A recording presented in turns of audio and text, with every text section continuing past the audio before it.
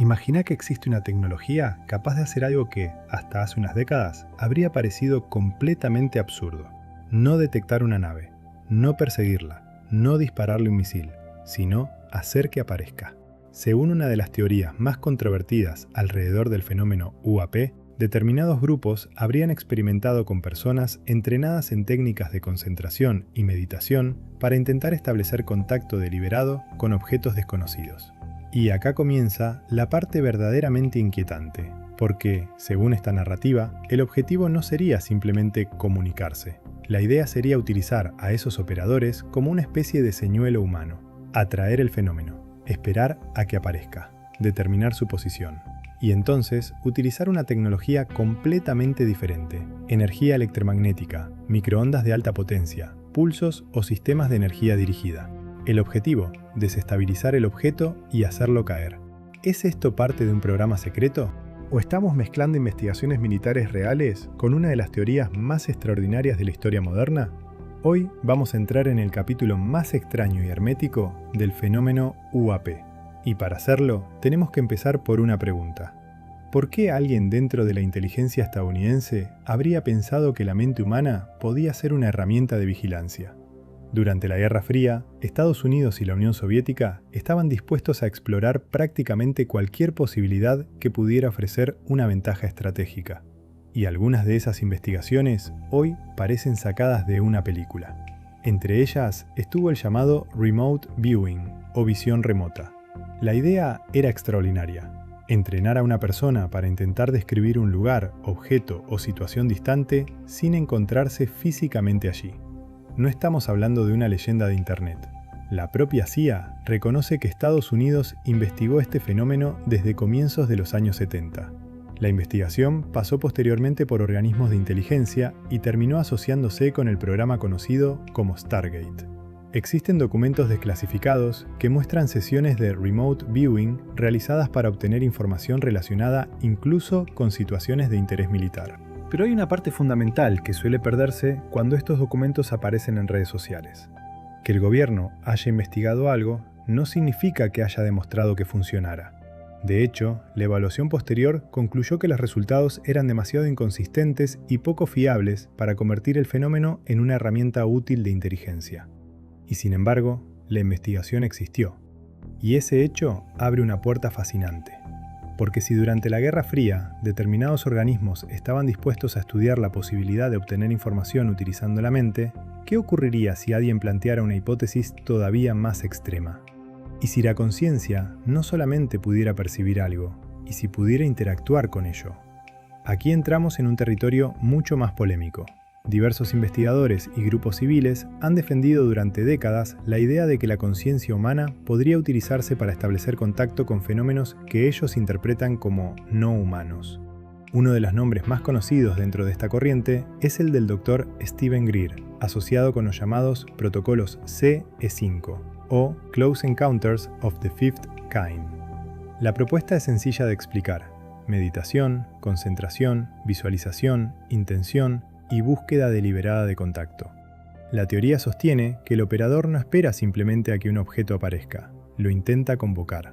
Y es precisamente aquí donde aparece una de las teorías más extraordinarias vinculadas al fenómeno UAP.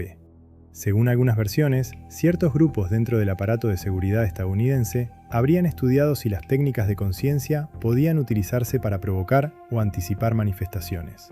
No tenemos evidencia pública que demuestre que el gobierno estadounidense haya creado un programa operativo de este tipo, pero la hipótesis resulta particularmente llamativa por una razón.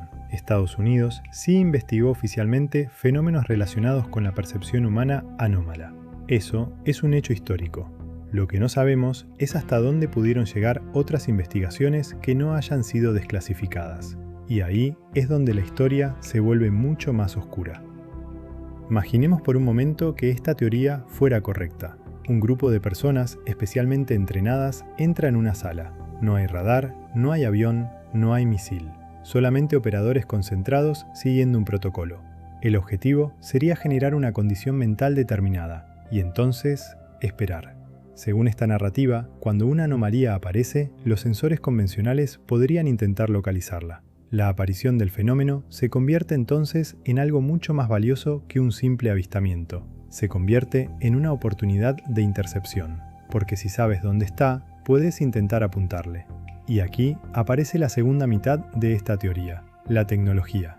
Las armas de energía dirigida son reales. Y esto es importante porque muchas veces se presenta todo este escenario como si fuera ciencia ficción. No lo es. El Departamento de Defensa estadounidense lleva décadas desarrollando sistemas de energía dirigida. Entre ellos existen los láseres de alta energía y las microondas de alta potencia. Estos sistemas utilizan energía electromagnética concentrada para afectar determinados objetivos. En el caso de las microondas de alta potencia, uno de los objetivos militares más estudiados es precisamente interferir o inutilizar sistemas electrónicos. El Departamento de Defensa ha descrito públicamente el desarrollo de estas tecnologías para enfrentar amenazas como drones, y documentos de Congreso describen las armas de energía dirigida como sistemas capaces de utilizar energía electromagnética concentrada para incapacitar, dañar o destruir determinados objetivos. Esto cambia completamente la pregunta, porque ya no estamos preguntando ¿existe una tecnología capaz de afectar un objeto mediante energía electromagnética? La respuesta es sí. La verdadera pregunta es otra. ¿Alguna vez se utilizó contra algo que los militares consideraban un UAP? Y ahí el terreno se vuelve mucho más incierto. Según la teoría que estamos analizando, el ataque no necesariamente tendría que destruir físicamente una nave. Podría intentar afectar aquello que permite que el objeto funcione: electrónica, sensores, sistemas de control, comunicación o incluso algún mecanismo desconocido relacionado con su propulsión. Una emisión electromagnética extremadamente potente podría, en determinadas circunstancias, interferir con sistemas electrónicos. Las microondas de alta potencia, por ejemplo, son investigadas precisamente por su capacidad de afectar electrónica y sistemas no protegidos. Ahora bien, hay un enorme salto entre eso y afirmar: Estados Unidos tiene un arma que derriba naves extraterrestres. Ese salto no está demostrado, y es probablemente el punto más importante de toda esta historia. Porque una cosa es una tecnología militar real, otra es atribuirle una aplicación para la cual no existe evidencia pública. Y una tercera es afirmar que esa tecnología está siendo coordinada con técnicas de meditación para derribar UAP. Eso último pertenece, hasta donde llega la evidencia disponible, al terreno de la hipótesis. Hay otra expresión que aparece frecuentemente en estas narrativas: ondas escalares. El término suena científico, pero hay que tener mucho cuidado. En Internet se utiliza para describir supuestas formas de energía capaces de producir efectos extraordinarios a distancia.